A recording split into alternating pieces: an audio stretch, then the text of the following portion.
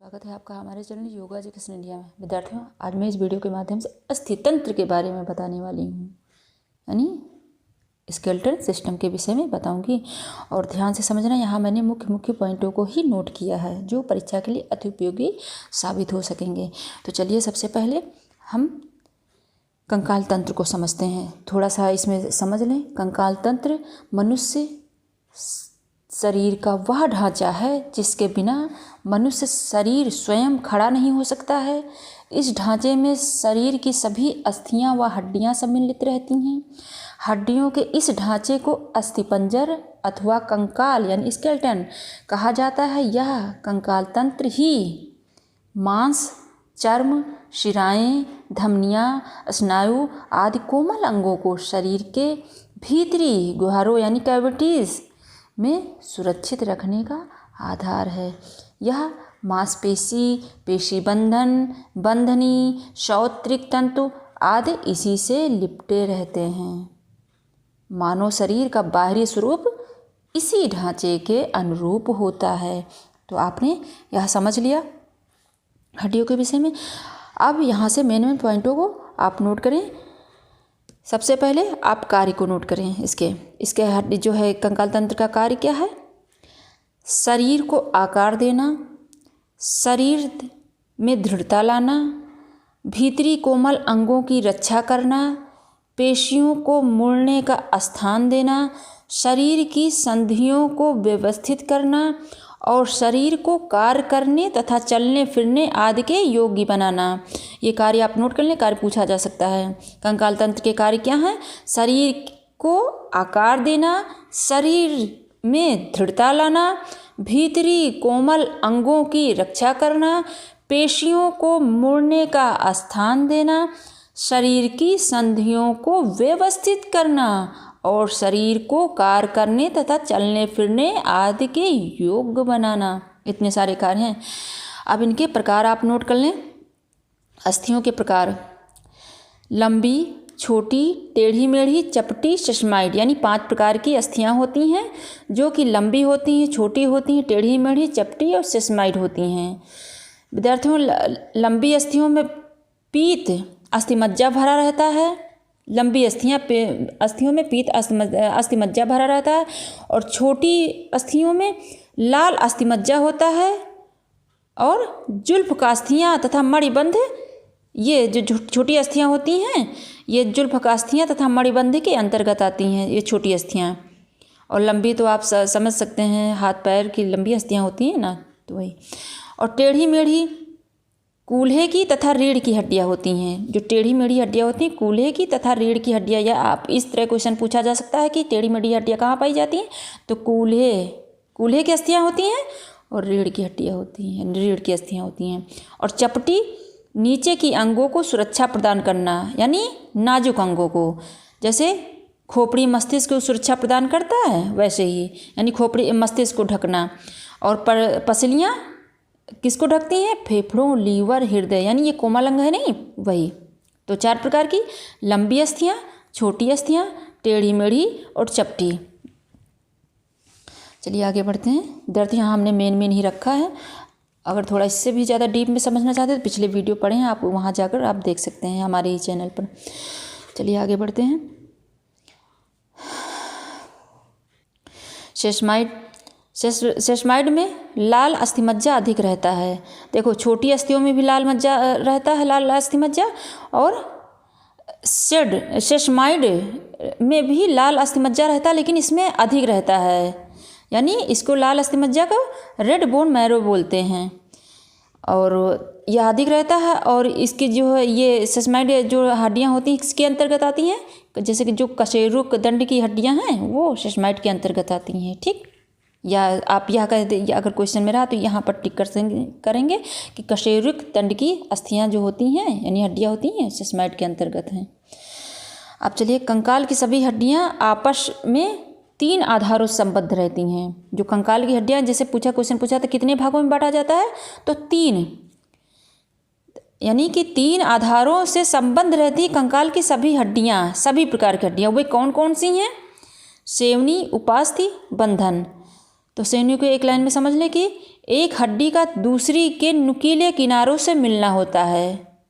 जो हड्डियाँ होती हैं, जो एक हड्डी का दूसरे के नुकीले के किनारों से मिलना होता है, वे श्रोणि होती हैं। ठीक। और उपास्थि,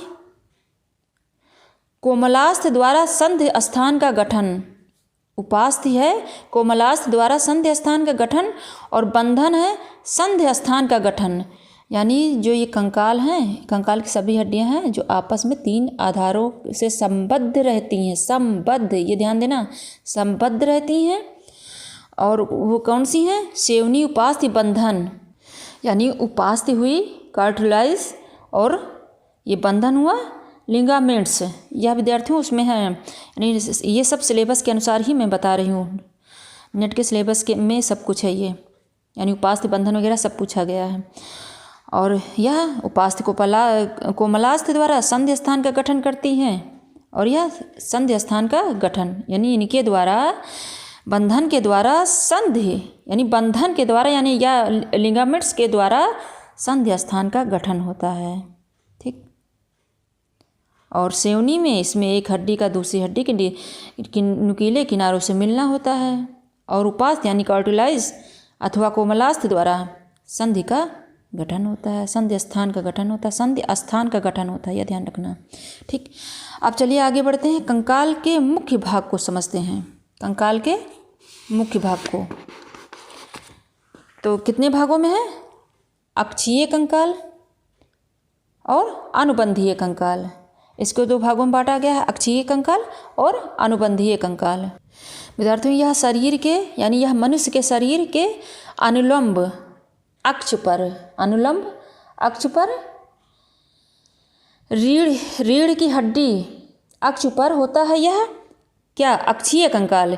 यह शरीर के, यानी मानव शरीर के अनुलंब अक्ष पर होता है। इसके अंतर्गत रीढ़ की हड्डी, इसके अंतर्गत रीढ़ की हड्डी यानी वर्टिब्रल कॉलम, और खोपड़ी, पसलियाँ यानी रिब्स, तथा उरोस्थ यानी स्टर्नम की हड्डियाँ आती हैं। अब अक्षीय कंकाल के अंतर्गत क्या क्या आती हैं? रीढ़ की हड्डियाँ, खोपड़ी, पसलियाँ तथा उरोस्थ यानी स्टर्नम, इंग्लिश में इसको स्टर्नम कहते हैं, कि हड्डियाँ आती हैं अक्षीय कंकाल के अंदर। और अनुबंधीय कंकाल, यह विद्यार्थियों, यह हाथ व पैर की अस्थियों, यह हाथ पैर की अस्थियों व मेखलाओं से बनता है। यह अनुबंधीय कंकाल यह किससे बनता है? हाथ पैर की अस्थियों व मेखलाओं से बनता है। पैरों की अस्थियाँ, अभी यह किस आती हैं, किसमें आती हैं? पैरों की अस्थियाँ श्रोण मेखला से जुड़ी रहती हैं। पैरों की अस्थियाँ श्रोण मेखला से जुड़ी रहती हैं। ठीक। और हाथों की अस्थियाँ कंधास्तुओं से जुड़ी रहती हैं, यानी इसके अंतर्गत शाखाओं तथा मेखलाओं की अस्थियाँ आती हैं। इनके अंतर्गत शाखाओं तथा मेखलाओं की अस्थियाँ आती हैं। किसके अंदर? अनुबंधीय कंकाल के अंतर्गत यह हाथ पैर की अस्थियों व मेखलाओं से बनता है। पैरों की अस्थियों यानी श्रोण मेखला से, और हाथों की कंधास्थियों से जुड़ती हैं। यह आप इतना नोट कर लें। और थोड़े से वर्ड जो मैं और यूज़ कर लेती हूँ वो आपके समझाने के लिए, ताकि आपके समझ में आ जाए। बस अब मेन तो आप यही नोट कर लें। अब आगे समझें। अधिक सुविधा के लिए विद्यार्थियों थोड़ा सा और समझें कि अधिक सुविधा के लिए अगर आप चाहें तो अक्षीय कंकाल, अनुबंधीय कंकाल अगर आपके नहीं समझ में आ रहा है, पूछा तो यही जाएगा कि कंकाल के मुख्य भाग कौन से हैं, तो अक्षीय कंकाल, अनुबंधीय कंकाल, और इसके अंतर्गत ये सब आते हैं। और अधिक सुविधा के लिए आप 3 भागों में इसको बांट सकते हैं। अस्थीय श्रोण मेखला से हाथों की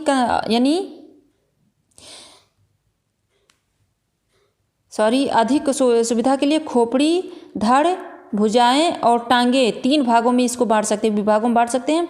खोपड़ी, धड़, भुजाएं और टांगे। ठीक। ये आप समझने के लिए, यानी अगर आपको ज़्यादा आसानी समझना है तो 3 भागों में बांट लो, नहीं तो पूछा यही जाएगा अक्षीय कंकाल, अनुबंधीय कंकाल 2 विभागों में। ठीक, मुख्य भाग। अब विद्यार्थियों हड्डियों की संख्या नोट कर लें, जो कि बहुत पूछा जाता है।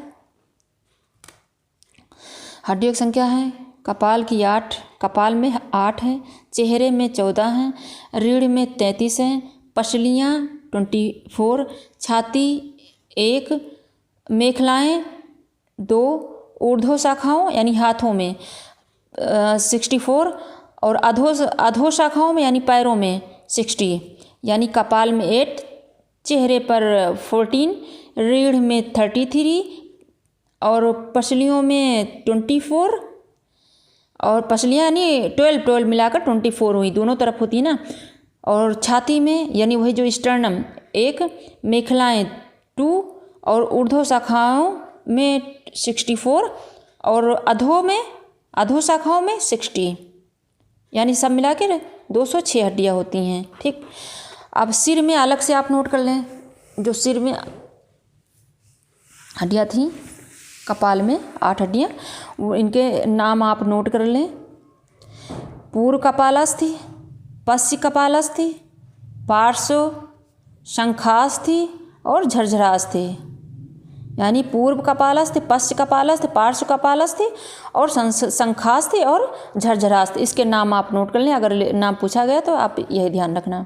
और चेहरे की हड्डियां हैं ऊर्ध्वहनु, अधोहनु, कपालु, तालु, नासास्थि और अधाशुक्ता और नासाफल कास्थि और अश्रुअस्थि।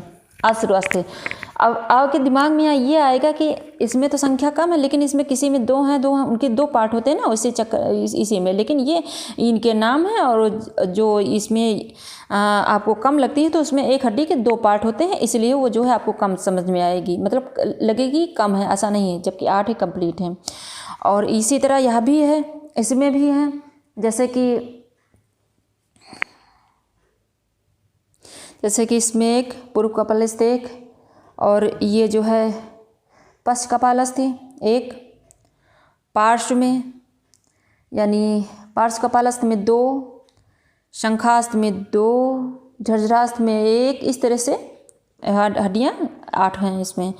और ऊर्ध्वहनु में उसी तरह चेहरे पर भी ऊर्ध्वहनु में 2, अधोहनु में 1, कपोलास्थ में जो है कपोलास्थ में 2 और इसमें जो है तालु में 2 और नासास्थ में जो है 2 और आधा सुप्तास्थ में 2 और नाश फलकास्थ में जो है 1, अश्रुअस्थ में 2। इस तरह हो गई 14 हड्डियाँ। ठीक, यानी ऊर्ध्वहनु, अधोहनु, कपाल, तालु, नासास्थ, अध सुक्ता और नाशफलास्थ, अश्रुअस्थ। ठीक, आप विद्यार्थियों मेरुदंड के विषय में थोड़ा समझ लें, इनकी हड्डियों को आप नोट कर लें। मेरुदंड आप इसको कहें, रीढ़ कहें, कसूरक दंड कहें, वर्टिब्रा कॉलम कहें, आप कुछ भी कह सकते हैं, लेकिन नाम एक ही। तो इसमें 33 कशेरुकियाएँ होती हैं, 5 भागों में विभाजित होती है। ये ध्यान रखें, इसमें कशेरुकियाएँ 33 होती हैं और 5 भागों में विभाजित होती हैं। विद्यार्थियों इसमें 24 अस्थियाँ गतिशील होती हैं, यानी मेरुदंड में कुल 33 हड्डियाँ होती हैं, जिनमें से 24 अस्थियाँ गतिशील होती हैं। ठीक, और यह जो है ये हड्डियाँ आपस में एक माला की मणिकाओं की भांति जुड़ी रहती हैं और इन्हें कशेरुका यानी वर्टेब्रा कहा जाता है। यह पीठ के ठीक बीचों बीच स्थित होती हैं और शरीर को मजबूत आधार देती हैं। इसकी बनावट सीधी न होकर 3 स्थानों से विद्यार्थियों टेढ़ी होती है। मेरुदंड पश्च कपालस्थ के निम्न भाग से आरंभ होकर, कहाँ से, अब देखो ये क्वेश्चन बन सकता है, कहाँ से आरंभ होती है, तो मेरुदंड पश्च कपालस्थ से, यानी पश्च कपालस्थ से आरंभ होकर यह नीचे गुदा के समीप समाप्त होती है और गर्दन, पीठ तथा कमर से नीचे तक हुंडे की भांति निर्मित इस कड़ी वस्तु को क्या कहते हैं, जैसा अभी हमने बताया मेरुदंड, रीढ़, कशेरुक दंड, ये सब कहते हैं। चलिए इतना मैंने आपको समझा दिया है। अगर और डीप में जानना चाहते हैं पिछले वीडियो पड़े हुए हैं, यहाँ पॉइंटों पर आप नोट करें। यानी इसमें 33 कोशिकाएँ कशोरिकाएँ होती हैं, 5 भागों में यह विभाजित होती है। अब देखो इसमें कैसे कैसे विभाजित होती, ये कैसे कैसे होती हैं। देखो ग्रीवा कशेरुका, वक्षीय अथवा पृष्ठ कशेरुका, कटी कशेरुका, कटी को कमर को ही कटी कशेरुका कहते हैं, त्रिक और अनुत्रिक। ठीक, तो ग्रीवा कशेरुका में 7 होती हैं कशेरुकाएँ, ठीक, जो कि ग्रीवा मतलब गर्दन, और वक्षीय अथवा पृष्ठ कशेरुका में 12 होती हैं, यानी वक्ष और पीठ को मिलाकर। जैसे अब एक ही होती है ना, तो और कटी कशेरुकाएँ यानी 5 कशेरुकाएँ कटी प्रदेश में होती हैं, और त्रिक यह 5 तो होती तो 5 गिनती में, लेकिन आपस में मिलकर 1 हो जाती है। और अनुत्रिक, और इसीलिए जो आपस में मिल जाती है इसीलिए इसका नाम त्रिक है। और अनुत्रिक इसमें 4 हड्डियां हैं, एक साथ मिलकर यह भी 1 हो जाती है, इसे गुदास्थ कहते हैं। तो ग्रीवा में 7, वक्षीय अथवा पृष्ठ कशेरुका में 12, कटी कशेरुका में 5, त्रिक में 5 और अनुत्रिक में 4 यह हड्डियाँ की संख्या पूछी जाती है। अब इस तरह आप नोट कर लें, यानी 7 यानी 7, 12, 5, 5, 4, यानी गर्दन में 7, वक्ष पीठाद में 12 और कमर में 5 और त्रिक में 5, लेकिन मिल जाती है तो 1 ही हो जाती है, लेकिन गिनती में तो 5 ही होगी, तभी 33 होगी। और अनुत्रिक में 4, और जो यहाँ से मिल जाती हैं इसी कारण जो 33 है, इसीलिए कहते हैं कि 24 चलायमान है अस्थियाँ और बाकी नहीं तो मिल जाती हैं, तो कैसे चलेंगी, 1 में हो जाती है ना, ये होता है।